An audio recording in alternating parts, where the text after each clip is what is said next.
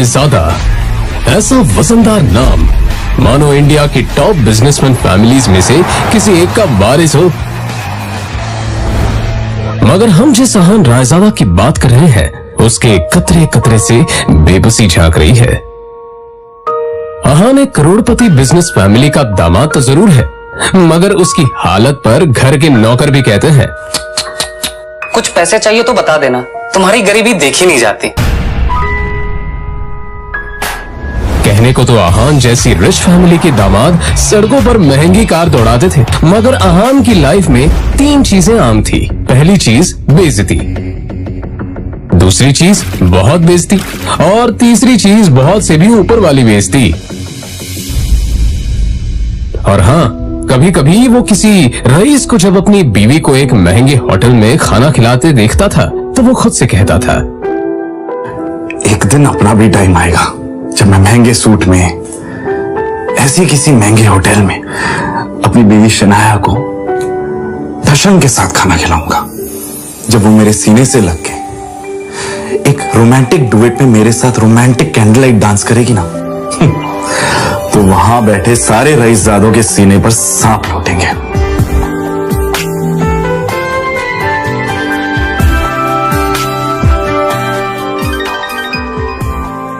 जरूर शनाया ने बहुत विश्व। अहान चौंक कर उठ खड़ा हुआ।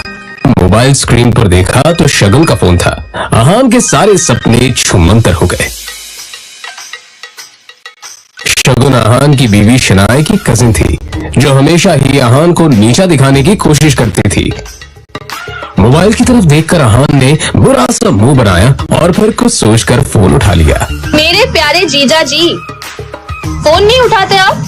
ये वो मैम। अच्छा वो सब छोड़िए, आप एक काम कीजिए, साहू ज्वेलर्स पे मेरा एक नेकलेस पड़ा है, मैंने ओनर को कॉल कर दिया है, वहाँ जाके नेकलेस कलेक्ट करके मेरे घर पे आ जाइए। शगुन, मुझे बैंक जाना है और ये मैं बैंक जाने का तेवर किसी और को दिखाइएगा जीजा जी।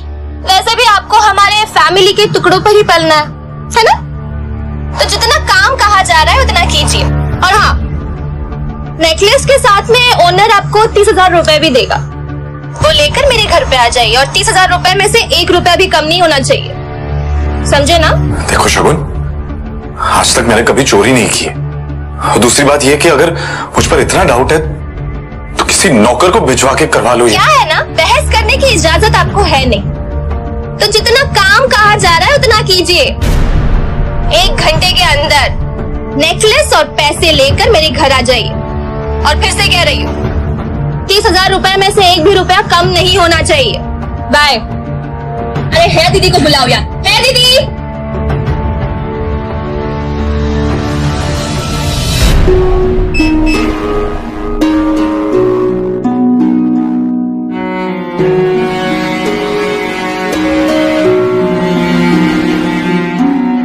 जल्द ही अहान फ्रेश होकर बाथरूम से बाहर आया और जल्दबाजी में अपनी अलमारी की तरफ बढ़ा, जिसमें 2 जोड़ी पुराने कपड़े रखे थे।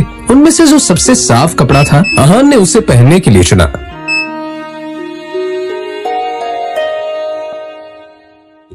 तैयार होकर वो बाहर निकला और जैसे ही सामने देखा तो उसकी सांस यामिनी गिल अपनी कुछ सहेलियों के साथ पार्टी में व्यस्त थी। तभी यामिनी जी की एक सहेली ने अपने सैंडल की तरफ देखकर कहा, यामिनी, ये देखो ना, तुम्हारे आते आते मेरा बेल्ट टूट गया चप्पल का। अब मैं घर कैसे जाऊंगी? अरे इसमें टेंशन लेने वाली कौन सी बात है? तुम पार्टी एंजॉय करो, मैं नौकर से कह दूंगी, वो ठीक करवा कर लाएगा। ना ना, मैं नौकरों पे भरोसा नहीं करती। मेरी चप्पल महंगी है, तो एक बार टूट गई चप्पल तो मैं दोबारा पहनती नहीं हूँ।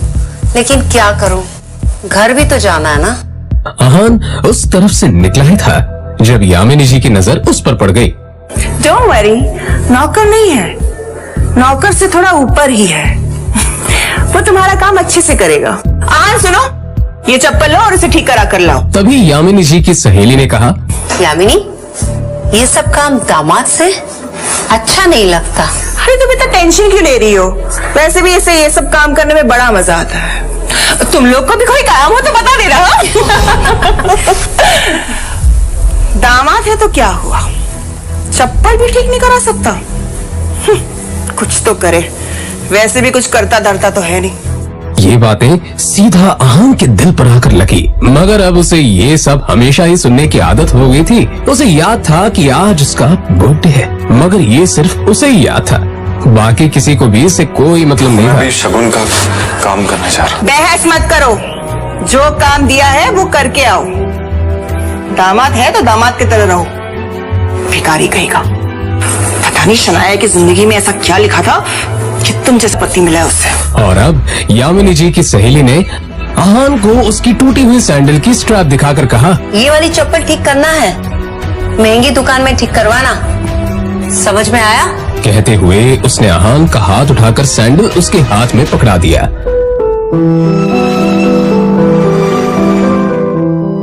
ना चाहते हुए भी अहान को यह काम करना ही पड़ रहा था।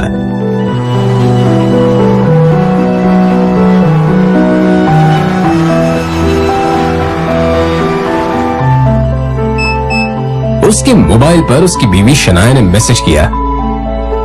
ये मैसेज पढ़ते ही अहान के होठों पर एक स्माइल आ गई और उसकी पूरे दिन की टेंशन जैसे गायब ही हो गई। आज पहली बार शनाया ने उसे ऑफिस बुलाया था। एक वही तो थी उसकी जिंदगी में जिसकी मुस्कुराहट देखकर वो खुद को जिंदा रखता था। शनाया का चेहरा देखे बिना अहान को चैन नहीं मिलता था, और उसके बस में होता तो शनाया की हर एक खुशी के लिए खुद को लाखों बार कुर्बान कर देता। रास्ते में अहान को एक फूलों की दुकान मिली।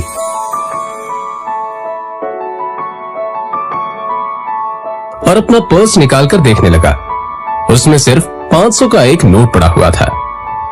जैसे ही अहान वापस मुड़ा तो उसे शगुन का काम और अपनी सास के दिए हुए काम याद आ गए।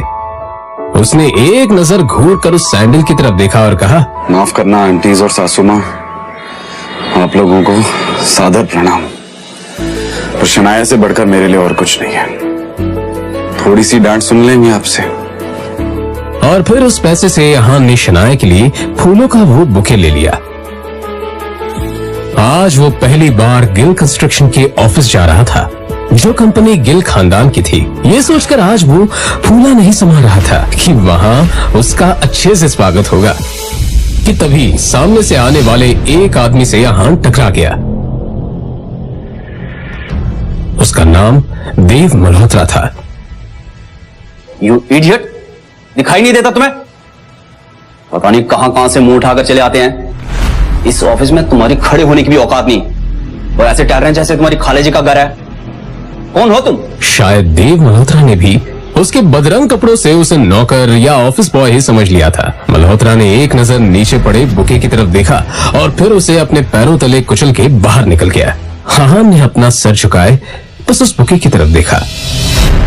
उधर शनाया अंदर से ये नजारा देख रही थी। तभी अहान की नजर शनाया पर पड़ी तो एक पल के लिए वो अपनी बेइज्जती भूल गया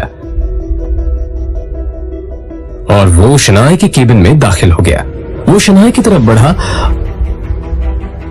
अब जाने भी तो शनाया, जो हुआ मेरे साथ वो हुआ, और तुम इतना टेंशन क्यों ले रही हो? जो बात गई वो बात गई। तभी शनाया चीखते हुए बोली, दूर हटिए आप मुझसे, दूर हटिए। आप चले क्यों नहीं जाते मेरी जिंदगी से?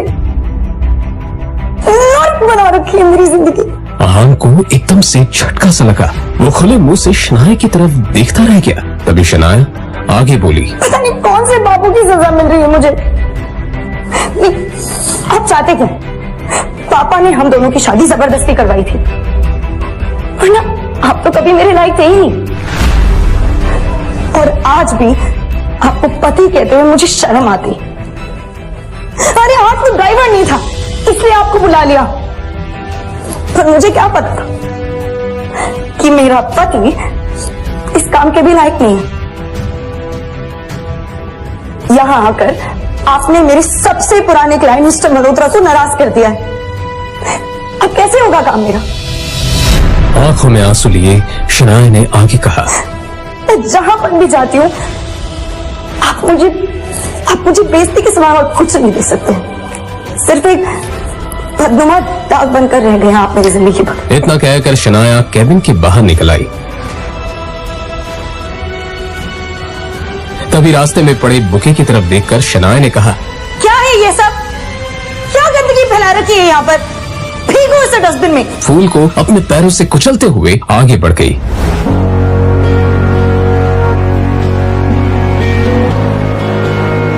मल्होत्रा अपनी कार में बैठा पहले से शनाया का इंतजार कर रहा था।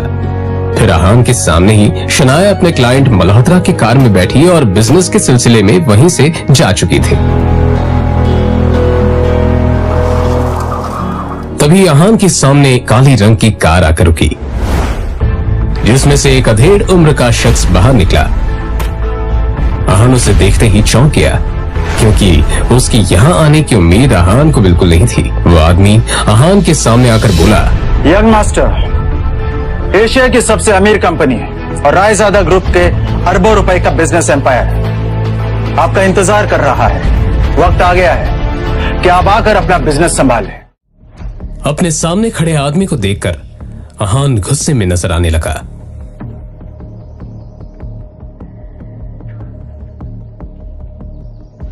मिस्टर विक्रम, आप यहां पर क्या कर रहे हैं? यंग मास्टर, मैं आपको लेने के लिए आया हूं। देखिए, मैं आपके साथ बहस तो नहीं कर सकता। मैं भी आपके पिताजी का एक नौकर ही हूं। पर हाँ, उन्होंने जो काम बोला है वो तो मुझे करना ही होगा। सीधे पॉइंट पर आइए। पहेलियां बुझाना मुझे पसंद नहीं है। तो मैं आपसे ये कहने के लिए यहाँ आया हूं कि आपके पिताजी आदित्य रायजादा ये चाहते हैं कि आप आकर उनका बिजनेस संभालें। वो इस एशिया का सबसे बड़ा एम्पायर आपको सौंपना चाहते हैं। और आपको लगा कि मैं उनकी बात मान लूंगा? मैं तो उनका बेटा हूं। तो फिर ये सब मुझे क्यों देना चाह रहे हैं? फिर जब मेरी माँ बीमार थी और मैं उनके पास मदद मांगने गया था, वो तो मीटिंग में बिजी थे ना। और उसकी वजह से आज मेरी माँ इस दुनिया में नहीं रही, और इसके लिए मैं उन्हें कभी माफ नहीं करूंगा। तो बेहतर ये होगा कि आप चले जाइए। आहान के इस बात पर विक्रम ने एक लंबी सांस ली और फिर कहा, यंग मास्टर, आप तो जानते हैं आपके पिताजी कितने जिद्दी हैं। वो आपको वापस लाने के लिए किसी भी हद तक जा सकते हैं, किसी भी हद तक। उनके सामने कोई औकात नहीं रखता। वो जब चाहे, जिसे चाहे, जहां चाहे पल में मिट्टी में मिला सकते हैं। लेकिन हाँ, जो आपके साथ हुआ उसे भूल जाए और रायजादा ग्रुप को अपना ले। रायजादा तैयार है आपको वो सब कुछ देने के लिए जिसके आप हकदार हैं।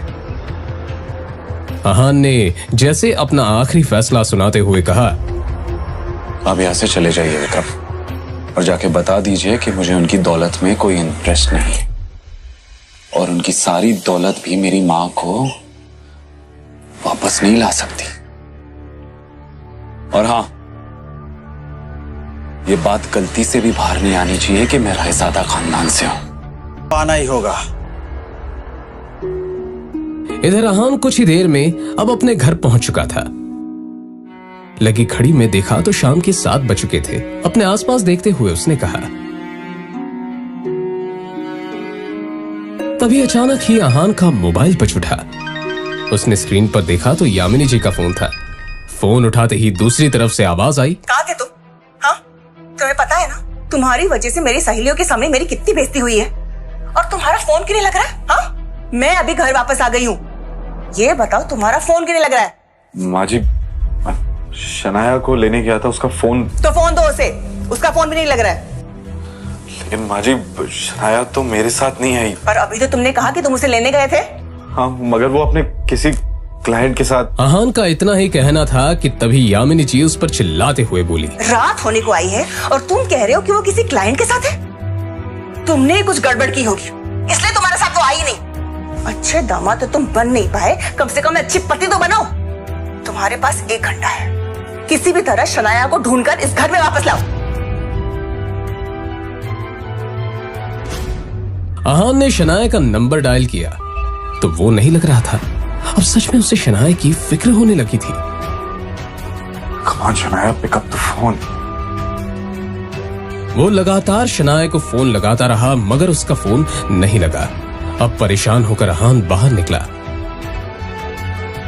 आहान के बारे में भले ही मल्होत्रा को नहीं पता था, मगर आहान देव मल्होत्रा के बारे में कई बार शनाया के मुंह से सुन चुका था कि मल्होत्रा उसका पुराना क्लाइंट है और उसका एक नाइट क्लब भी है।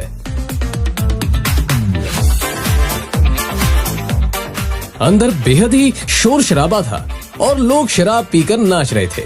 अहान ने चारों तरफ देखा पर कहीं भी उसे शनाया नजर नहीं आई। यहाँ हमारी हिम्मत कैसे यहाँ आने की?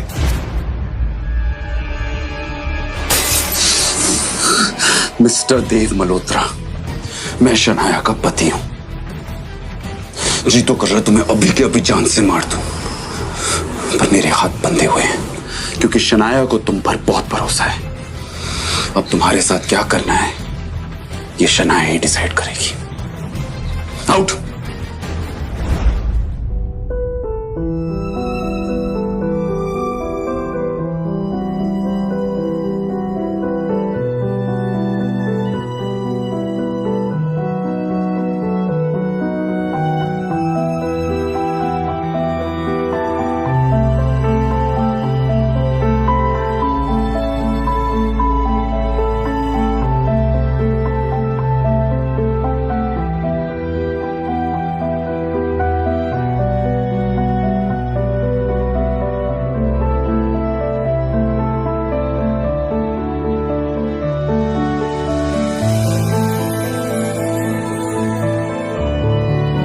पता है हमारा एक साथ सोना आपको पसंद नहीं है,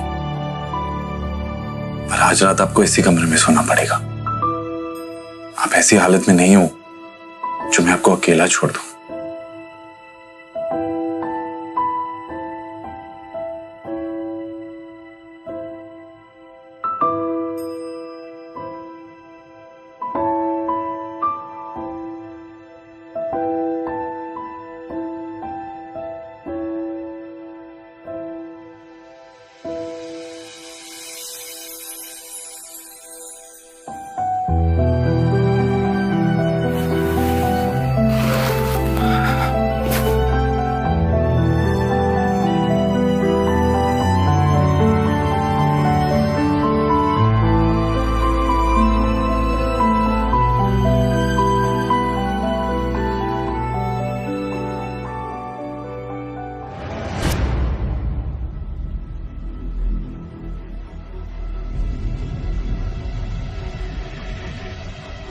आपकी हिम्मत कैसे हुई मुझे अपने साथ सुलाने की?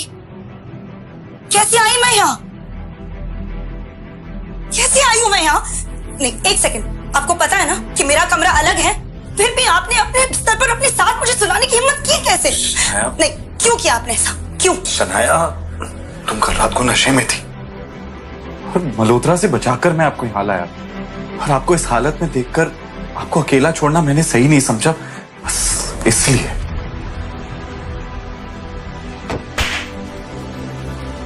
अब शनाया को बीती रात की सारी घटनाएं याद आ गई, जब देव मल्होत्रा ने उसके ड्रिंक में कोई दवा मिला दी थी और फिर उसका फायदा उठाना चाहा था। मुझे याद आ गया कि मेरे साथ कल क्या हुआ था।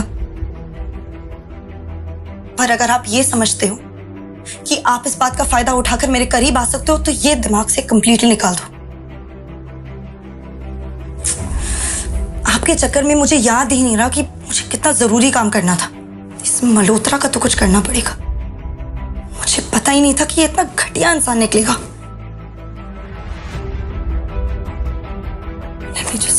कहते हुए शनाया ने अपना लैपटॉप खोला और ईमेल चेक करने लगी, तभी उसे सामने जो दिखा उससे शनाया एकदम से शॉक्ड हो गई। वो हैरानी से ईमेल पढ़ते हुए बोली, ये कैसे हो सकता है? इस ऑफिसर ने मेरे ड्रीम प्रोजेक्ट को अप्रूव करने से मना कर दिया। तभी अचानक ही शनाया का मोबाइल बजने लगा। उसने स्क्रीन पर देखा तो उसके दादाजी आनंद गिल का कॉल था। गिल कंस्ट्रक्शन कंपनी के बिजनेस से जुड़े सारे अहम फैसले वही लेते थे। शनाया फोन की तरफ ऐसे देखने लगी जैसे अगर उसे उठा लिया तो कयामत ही आ जाएगी। उसे पता था कि बिजनेस से जुड़े फैसले लेने में उसके दादाजी बेहद सख्त हैं। हमारी कंपनी के सबसे बड़े प्रोजेक्ट को तुमसे वापस लिया जा रहा है और साथ ही अब तुम इस फैमिली बिजनेस से अलग रहोगी। तुम्हारा अब गिल कंस्ट्रक्शन से कोई वास्ता नहीं होगा। I hope that is clear.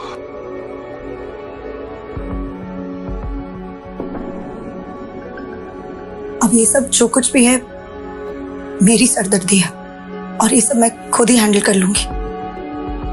इस एक मेल की वजह से मुझसे मेरा ड्रीम प्रोजेक्ट छीना गया। दादाजी ने कहा है कि वो मुझसे प्रोजेक्ट वापस ले रहे हैं और सिर्फ यही नहीं, मुझे कंपनी से भी बाहर किया जा रहा है। मगर ऐसा कैसे हो सकता है? एक प्रोजेक्ट की वजह से कोई भी किसी को कंपनी से कैसे निकाल सकता है?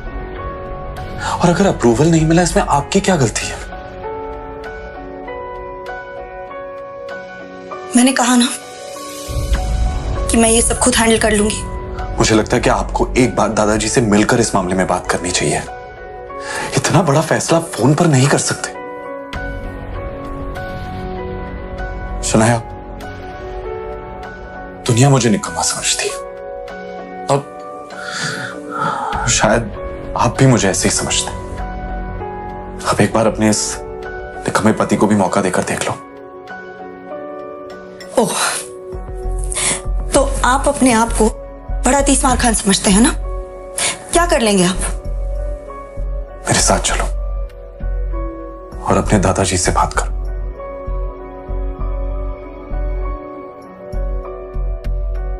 चलो।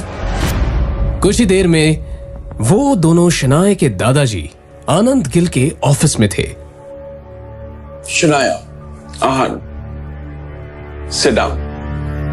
देखो शनाया, बिजनेस के मामले में मैं बहुत साफ हूं। मैंने जो फैसला लिया है गुस्से में आकर नहीं और ना ही जज्बात में आकर लिया है। ये नई बिल्डिंग का प्रोजेक्ट गिल कंस्ट्रक्शन का बहुत बड़ा सपना था जो अब तक मुकम्मल नहीं हुआ। वाई? दादाजी, आई फील लाइक क्योंकि तुमसे ये काम नहीं हो पा रहा। मैंने ये प्रोजेक्ट तुम्हारे कजन सौर्य को दे दिया है। आज से वो इस प्रोजेक्ट को हैंडल करेगा। तुम घर पर बैठकर आराम करो। बट दादाजी, ये प्रोजेक्ट मेरा सपना है दादाजी। मुझे नहीं पता क्या कमी रह गई जो हमें अप्रूवल्स नहीं मिले, बट आई प्रॉमिस यू किसी भी हाल में मैं अप्रूवल्स लेके रहूंगी। दादाजी, शनाया का ही कजिन था जो हमेशा से शनाया को बिजनेस से बाहर करना चाहता था। उसकी हसरत थी कि एक दिन वो इस बिजनेस एम्पायर को हासिल कर ले और इसके लिए शनाया को वो हर हाल में पीछे छोड़ना चाहता था। अप्रूवल के लिए आई हो, मगर अफसोस अब कोई फायदा नहीं है क्योंकि उस ऑफिसर को मैंने ऑलरेडी खरीद लिया।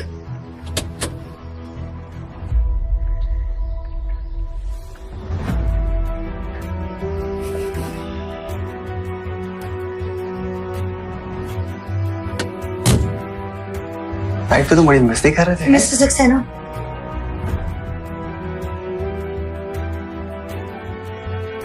कहिए शनाया जी, कैसे आना हुआ?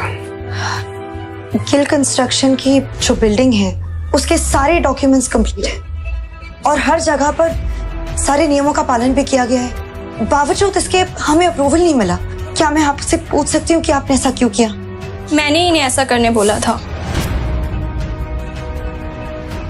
कामिनी, तुम यहाँ? हाँ, मैं यहाँ, मैं यही काम करती हूँ। और ये जिस सक्सेना से तुम बात कर रही हो ना, वो मेरा पति है शनाया। जब मुझे पता चला कि तुम्हें हमारे अप्रूवल की जरूरत है तो मैंने ही इन्हें ऐसा करने से मना कर दिया। आज मेरा पति वो जगह पे है जहाँ वो तुम्हारा काम बना भी सकता है और बिगाड़ भी सकता है। लेकिन तुम तो बहुत पैसे वाली हो ना शनाया, तू जाओ करवा लो अपना काम, जिससे भी करवा सको। कामिनी, जो कुछ भी हुआ वो सब मेरी गलती थी। मैं बहुत नासमझ थी।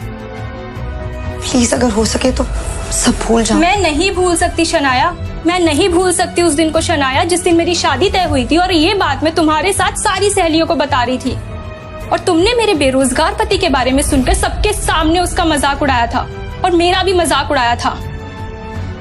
सारी सहेलियां हंस रही थी मेरे ऊपर और मैं रोते हुए वहां से आई थी। कामनी देखो, वो सब मेरी नासमझी थी और मैं बहुत ज्यादा शर्मिंदा हूँ। शर्मिंदा होने से काम नहीं चलेगा शनाया। उस दिन का बदला तुम्हें आज चुकाना होगा। बेइज्जती के बदले बेइज्जती होनी चाहिए। मतलब ये तुम्हारा पति है ना? इसने आज तक कौन से झंडे गाड़ दिए शनाया? अरे इसकी तो मेरे पति के बराबर खड़े रहने की भी औकात नहीं है। और मैंने सुना है कि ये घर जमाई बनकर रहता है। कामनी अब तुम गलत बोल रही हो। मैंने अभी कुछ कहा ही कहा है शनाया। ठीक है, अब सुनो, अगर तुम्हें अप्रूवल चाहिए तो तुम्हारे पति को बोलो मेरे पति के सामने हाथ जोड़ के गिड़गिड़ा के अप्रूवल की भीख मांगे। कामनी तुम, बाहर का रास्ता उधर है शनाया।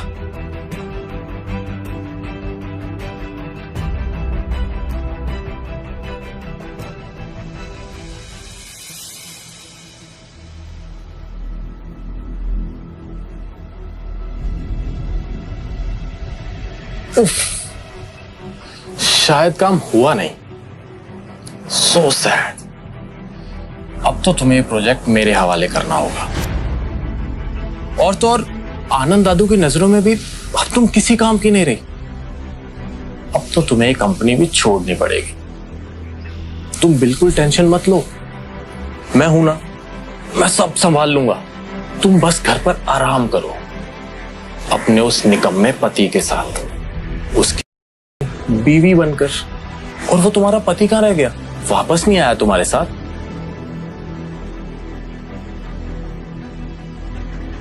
बाहर से शीशे के उस पार क्या हो रहा है ये साफ दिख रहा था। और फिर शनाया ने जो देखा उससे तो शनाया को झटका सा लगा। अंदर आहान सारे स्टाफ के सामने गिड़गिड़ा रहा था, अप्रूवल की भीख मांग रहा था।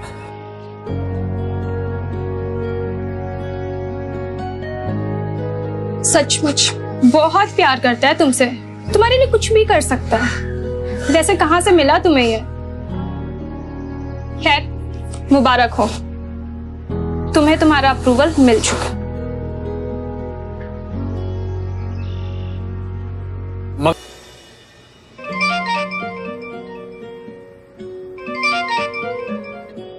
जी दादाजी। तुम्हारी कामयाबी की खुशी में हमने आज पुराने घर पर पार्टी रखी है।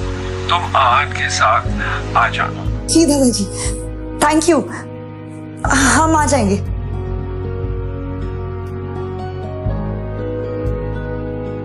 क्या हुआ?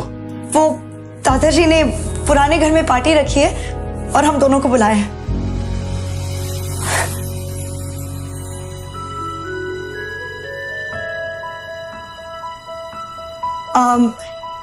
मेरा मतलब है कि पार्टी में बुलाया है, पर इसमें इतना खुश होने वाली बात ही नहीं है। उन्होंने कहा है कि आप सिर्फ हमें छोड़ने चलेंगे बस। आहान भी अंदर ही अंदर काफी खुश था, मगर उसने ये अपने चेहरे पर जाहिर नहीं होने दिया।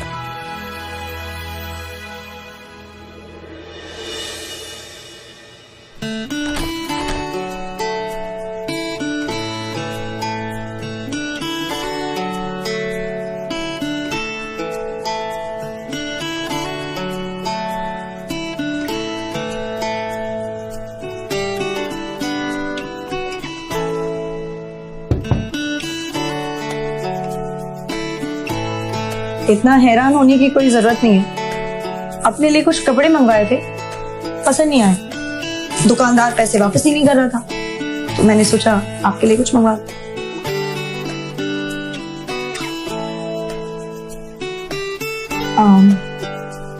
चलते हुए पहन लीजिएगा।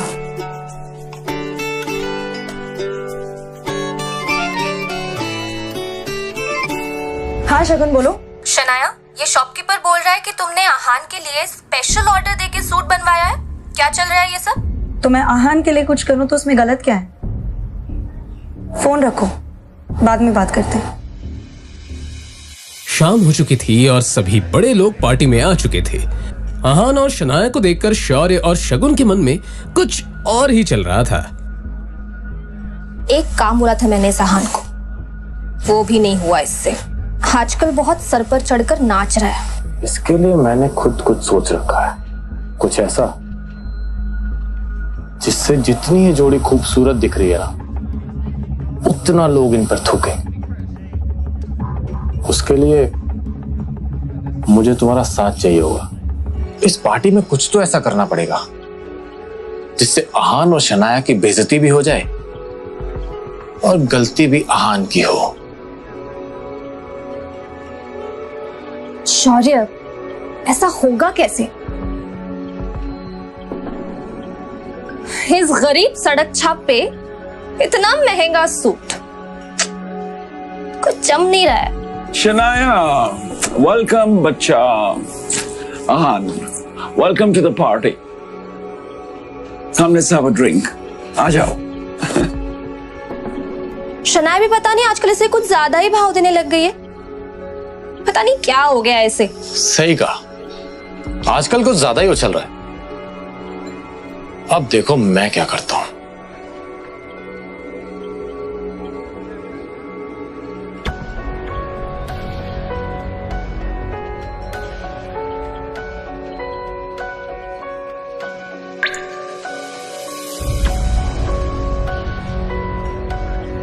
अरे आहान, आज ये सूट कहां से मारा? ओ, अब ये निकम्मा पति अपनी पत्नी के टुकड़ों पे पलने भी लगा है, वरना तुम्हारी इतनी औकात कहां कि तुम इतना महंगा सूट पहन सको।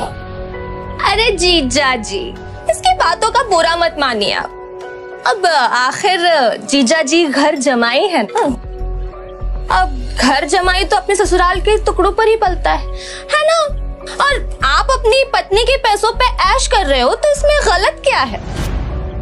अच्छा सॉरी, लेकिन शगुन, तुम्हें लगता है कि शनाया इससे प्यार करती है? तुम्हें ऐसा क्यों नहीं लगता? वो देखो, अपने पति को छोड़कर।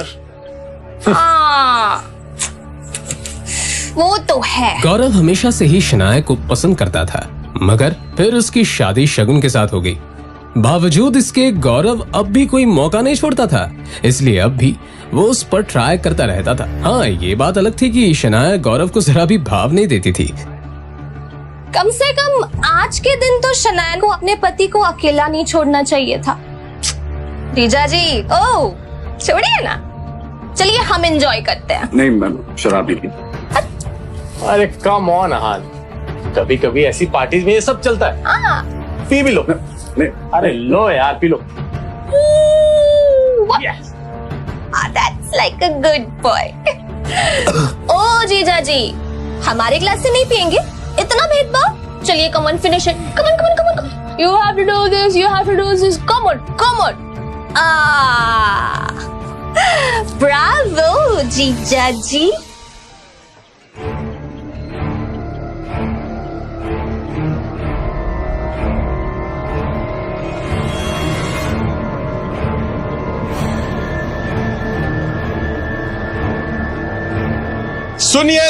सुनिए, ये है हमारे घर के दामाद। इनमें बहुत सी खूबियां हैं और ये किस खानदान से हैं, इनका पेशा क्या है, आज ये सब बताएंगे कि इन्होंने क्या सोचकर हमसे रिश्ता जोड़ा। ओह, तो तुम दोनों ने इसीलिए मुझे शराब पिलाई। अब अगर इतनी जिज्ञासा हो ही रही है तो सुनो। साले साहब, पहले आपसे शुरू करते हैं। तुम ना एक नंबर के लालची और खुदगर्ज इंसान हो। गिल कंस्ट्रक्शन के भाग दौड़ को हासिल करना चाहते हो और इसीलिए तुम शनाया को अपने रास्ते से हटाना चाहते हो। अरे तुम तो हमारा रिश्ता भी तोड़ना चाहते हो। ये क्या बकवास कर रहे हो? चुप, बिल्कुल चुप, मेरी बात खत्म नहीं हुई अभी तक। हाँ, तो तुम इस बिजनेस को हासिल करने के लिए तरह तरह की चालें चलते हो। अपने बाप नीरज गिल के साथ मिलकर दादाजी की चपलूसी करते हो और उन्हें शनाया के खिलाफ भड़काते हो। Stop it. आखिर ये हो क्या रहा है यहाँ? दादाजी। वैसे भी दादाजी, आपका क्या कहना? दिखाने को तो आप शनाया को मौका देते रहते हो, लेकिन अंदर ही अंदर आप शौर्य को ज्यादा चाहते हो।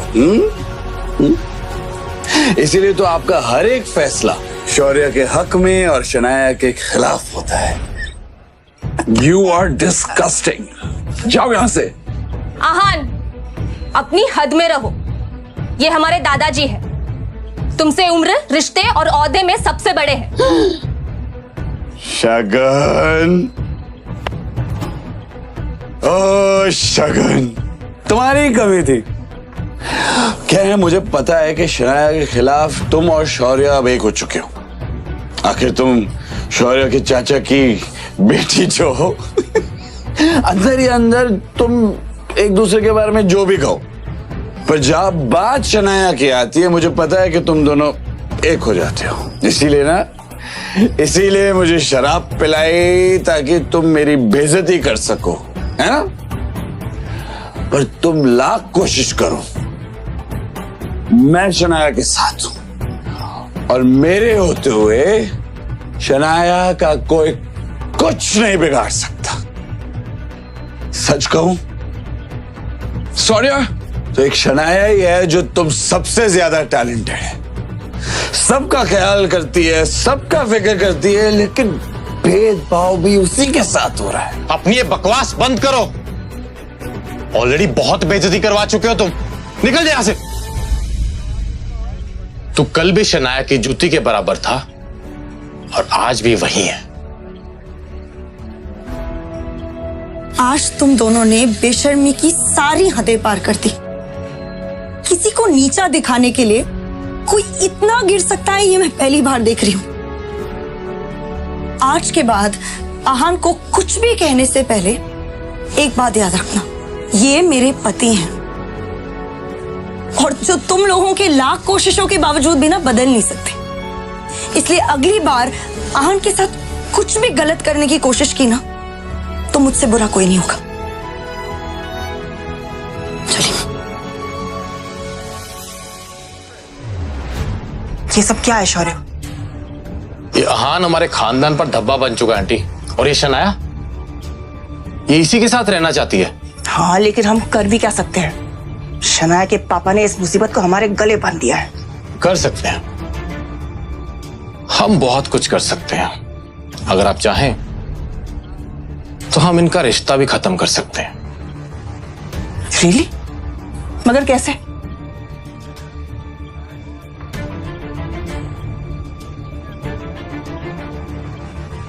ठीक है, तुम्हें जो करना है तुम करो, लेकिन एक बात याद रखना, शनाया को कुछ नहीं होना चाहिए।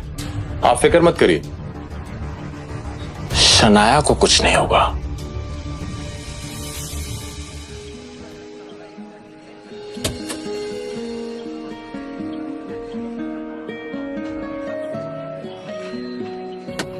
आज जो कुछ भी हुआ है उसे भड़काने में जरूर शौर्य और शगुन का हाथ है।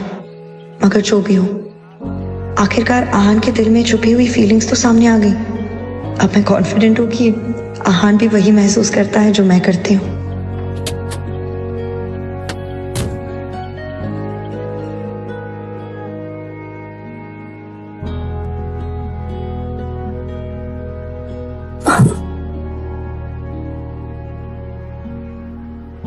मैं आपसे बहुत प्यार करता हूँ। सॉरी, जो भी हुआ ना उसमें मेरी कोई गलती नहीं। सब ना हमें अलग करना चाहते, मगर मैं ऐसा होने नहीं दूंगा। मैं आपके साथ रहूंगा, आपको कभी अकेला नहीं छोड़ूंगा।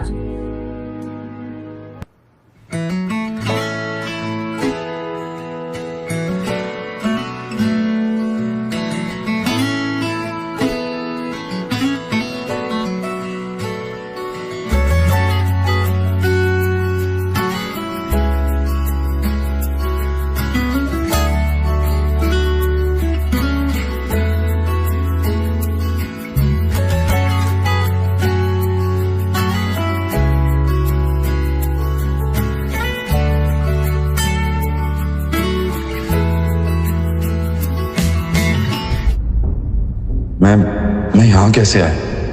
क्या हुआ मेरे साथ? कल रात को काफी ज्यादा हो गया था। अब मैं शनाया को कैसे फेस करूंगा? खैर, देखा जाएगा।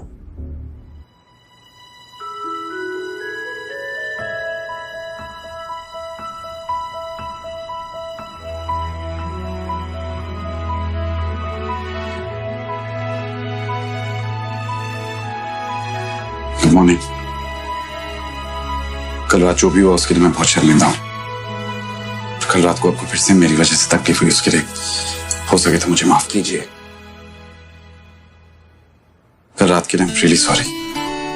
कॉफी तो ले लो। एक्चुअली वो मुझे फ्रेश होने जाना है, बहुत काम है, लौट कर पी लूंगी।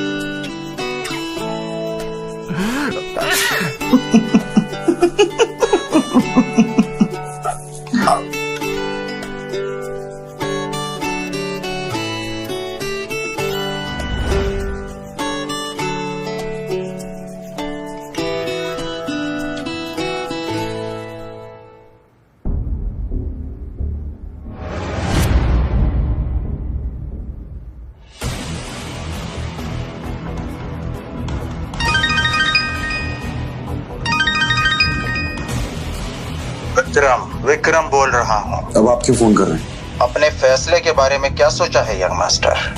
मैंने आपसे कितनी बार कहा है मेरा पीछा छोड़ दीजिए, मुझे बार बार फोन मत कीजिए। मैं नहीं चाहता कि कोई भी जाने कि मैं एक अमीरजादा हूं। ये बात सीक्रेट ही रहनी चाहिए।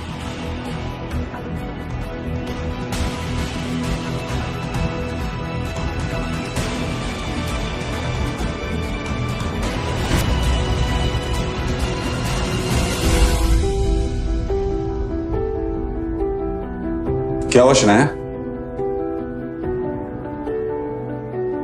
हाँ, वो कल रात को जो हुआ इसलिए। इट्स ओके, मुझे ऑफिस जाना है, इसलिए बार बार एक ही बात करना बंद कीजिए प्लीज।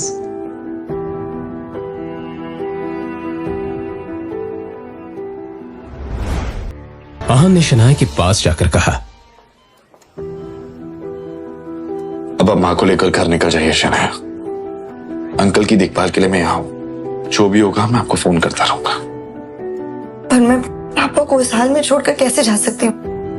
उनकी हालत। देखो शनाया, अंकल के लिए मेरा प्यार आपसे कम नहीं है।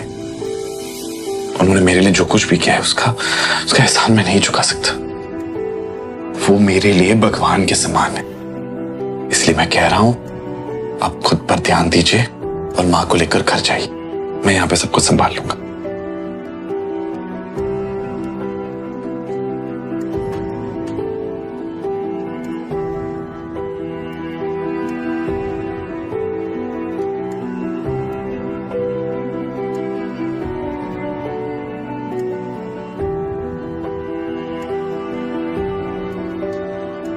कुछ ही देर में शनाया अपने कमरे पर और यामिनी जी अपने घर पर थी।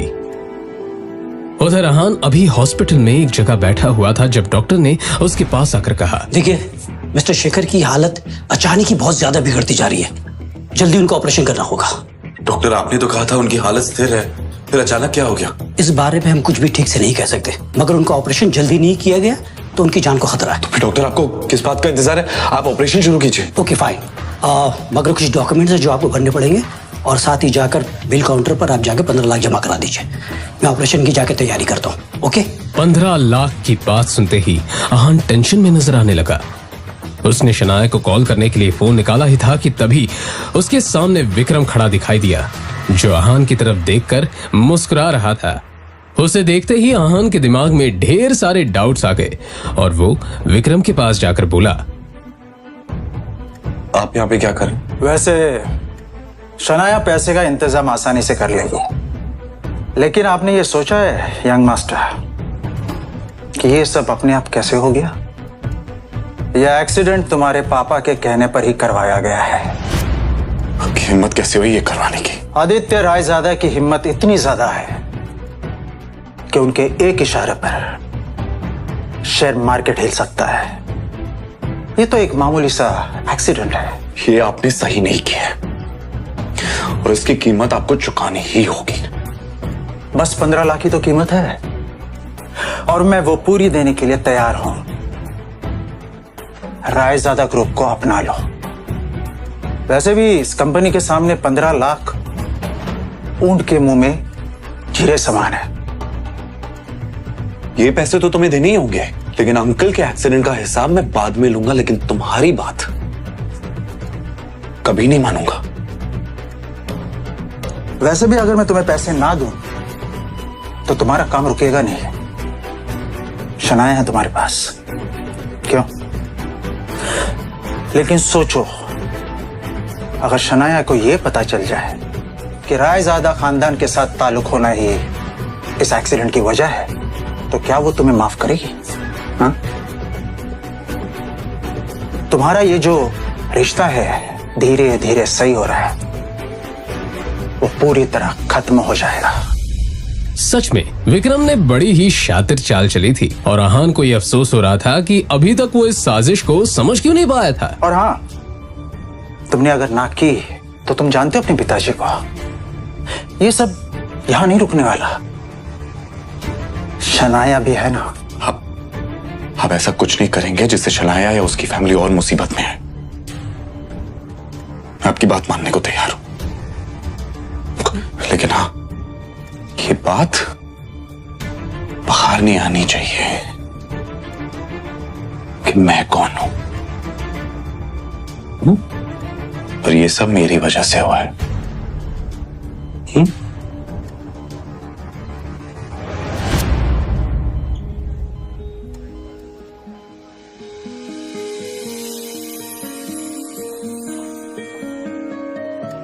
आहान ने शनाया को उसके पापा की हालत के बारे में बताया और फिर जरूरी फॉर्मेलिटीज पूरी करने के बाद उनका ऑपरेशन शुरू हो गया।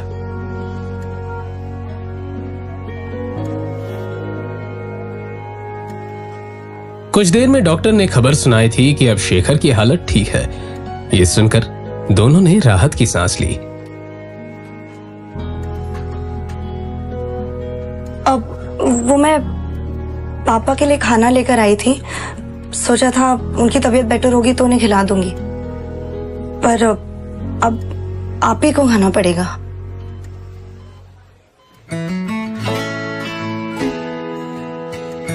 अब भिंडी की सब्जी है। आहान को सच में भूख लगी थी। उसने टिफिन खोला तो अंदर भिंडी की सब्जी रखी हुई थी जो आहान को बहुत पसंद थी। तभी उसे शनाया की बात याद आई कि उसने खाना पापा के लिए बनाया था, मगर उसके पापा शेखर को तो भिंडी से सख्त नफरत थी। मतलब साफ था कि शनाया ने ये खाना आहान के लिए बनाया था।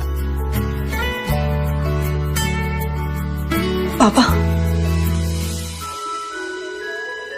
मैंने क्या?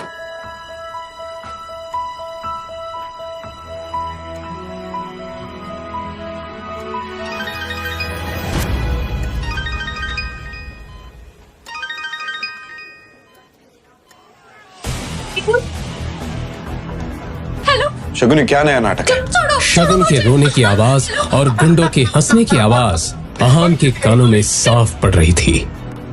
शनाया, मुझे कुछ जरूरी काम है, मैं बस कुछ ही देर में आता हूं।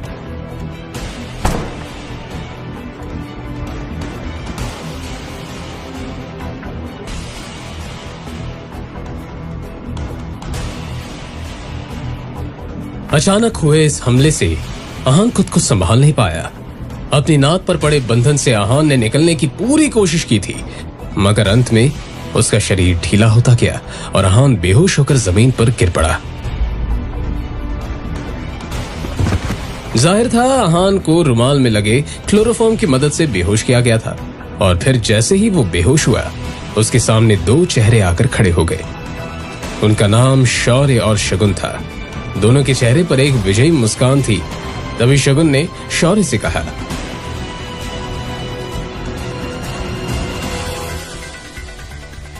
इसके बाद क्या हुआ कुछ पता नहीं चला, और फिर उसकी मोबाइल पर विक्रम का फोन आया। फोन उठाते ही विक्रम ने कहा, अब आप अपना काम शुरू कर सकते हैं। फिलहाल आपके रहने के लिए रोजवुड स्प्रिंग में एक घर बुक कर दिया, आप जाकर देख सकते हैं, मगर उस कार्तिक कोहली से बचकर रहना। वो बहुत ही चालाक है और अपना काम निकालने में काफी माहिर। रोजवुड स्प्रिंग के बारे में आहान ने बहुत सुन रखा था, एक फ्लैट की कीमत भी वहां 50 करोड़ से कम नहीं थी। उसे याद था कि शनाया को ये जगह बहुत पसंद थी। अरे ओ, रुको रुको, कौन हो तुम और इस तरह से अंदर क्यों जा रहे हो? वो मुझे यहाँ पे घर खरीदना है, बस वही देखने जा रहा हूँ। ए भाई आजकल तो कोई भी ऐसे ही इधर मुंह उठा के चला आता है, और तुम्हारी तो इधर देखने तक की भी औकात नहीं है और बातें बड़ी बड़ी कर रहे हो। चलो निकलो ऐसे, निकलो। एक तो किसी के कपड़े देखकर उसे जज करना गलत बात होती है, और यहाँ हर गेस्ट के साथ आप ऐसी बात करते हैं क्या? मुझे जाने दीजिए। अरे जाओ जाओ, निकलो, अरे भी गाड़ी लेके निकलो, चलो। और फिर इस तरह से उनके बीच बात काफी बढ़ गई। आहान उसको थप्पड़ मारने ही वाला था कि तभी पीछे से एक आवाज आई। सर। आहान ने पलटकर उस तरफ देखा तो रोजवुड स्प्रिंग का मालिक कार्तिक कोहली खड़ा हुआ था। कार्तिक कोहली उन गार्ड्स के नजदीक आकर बोला, सर इन्हें माफ कर दीजिए, इनकी तरफ से मैं आपसे सॉरी बोल रहा हूं। शायद तुम गेस्ट से बात करने की तमीज भी भूल चुके हो। तुम्हें पता भी है सामने कौन खड़ा है? सॉरी सर, निकलो, आउट। इतना कहकर कार्तिक कोहली आहान को अंदर किया। इन्हें मैं कौन हूँ ये बताने की कोई जरूरत नहीं है, बस इन्हें ये पता होना चाहिए कि अगर कोई गरीब भी यहाँ पे आ जाए ना, तो उसके साथ भी सलीके से पेश आना चाहिए। जी जरूर। अब वैसे मुझे पता था आप यहाँ आने वाले हैं, बस इन्हें बताना भूल गया। वैसे मैंने आपके लिए लंच का इंतजाम किया, चलिए जरा हमें भी मौका दीजिए। आपका ये रोजवुड स्प्रिंग्स काफी पॉपुलर हो रहा है, पर मुझे लगता है अगर इस पहाड़ी इलाके में इसका एक्सपेंशन हो पाए ना, तो ये जगह देश भर में मशहूर हो जाएगी और बड़े बड़े लोग आकर खरीदारी करना पसंद करेंगे। आप सही कह रहे हैं मिस्टर रायजादा, मगर क्या है कि इसके लिए बहुत सारे पैसों की जरूरत हो, जो फिलहाल तो मेरे पास नहीं है। अगर आप चाहें तो इस प्रोजेक्ट में मैं इन्वेस्ट कर सकता हूं। ये तो मेरे लिए बड़े नसीब की बात होगी। मुझे आपका ये फैसला मंजूर है। और फिर इस तरह से यहाँ एक डील फाइनल हो गई। कार्तिक कोहली बहुत ही खुश था। तो ठीक है, मैं चलता हूँ। अरे मिस्टर रायजादा, बाहर धूप बहुत है, आप मेरी गाड़ी लेकर जाइए प्लीज।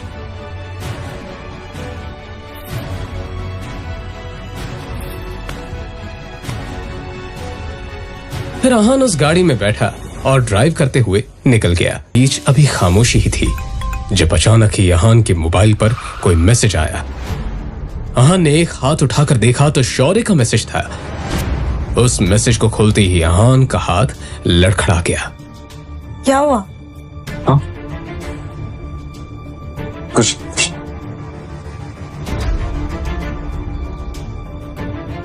शनाया ने घूरते हुए एक नजर आहान की तरफ देखा तो उसे कुछ अजीब लगा। अगर आपको कोई प्रॉब्लम है तो आप मुझे बता सकते हैं। शौर्य ने जो मैसेज भेजा था उसमें आहान के कई सारे फोटोज थे, जिसमें आहान किसी लड़की के साथ दोनों उस तस्वीर में काफी ज्यादा इंटीमेट थे। तभी आहान को एक और मैसेज आया जिसमें लिखा हुआ था, तुम्हारी ये सारी तस्वीरें अब शनाया को मिलने वाली हैं, जल्दी घर पहुंच जाओ। ये मैसेज पढ़ते ही आहान की हालत खराब हो चुकी थी।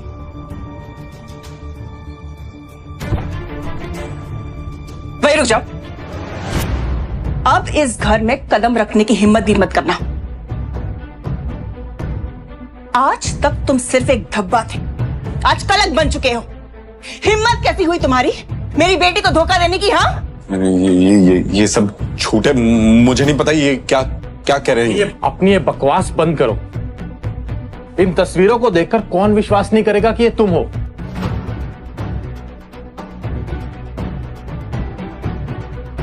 कहते हुए शौर्य ने मोबाइल शनाया के हाथों में दे दिया। शनाया हैरानी से सभी फोटो देखे जा रही थी। उसकी आंखों में आंसू आ चुके थे।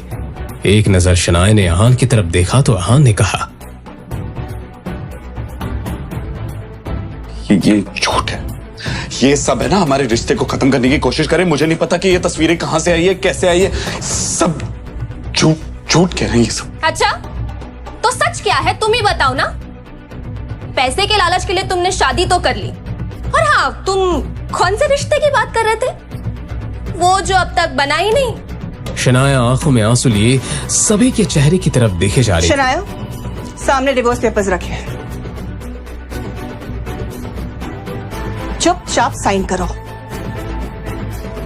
अब इस आदमी के साथ मैं तुम्हें 1 मिनट के लिए भी बर्दाश्त नहीं कर सकती हूँ। फिर एक बार शनाया ने आहान की तरफ देखा। उसकी आंखों में आंसू देखकर आहान का दिल जोरों से धड़कने लगा।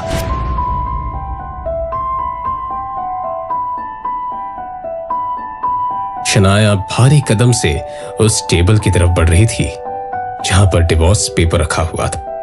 ये देखकर आहान का दिल जोरों से धड़कने लगा।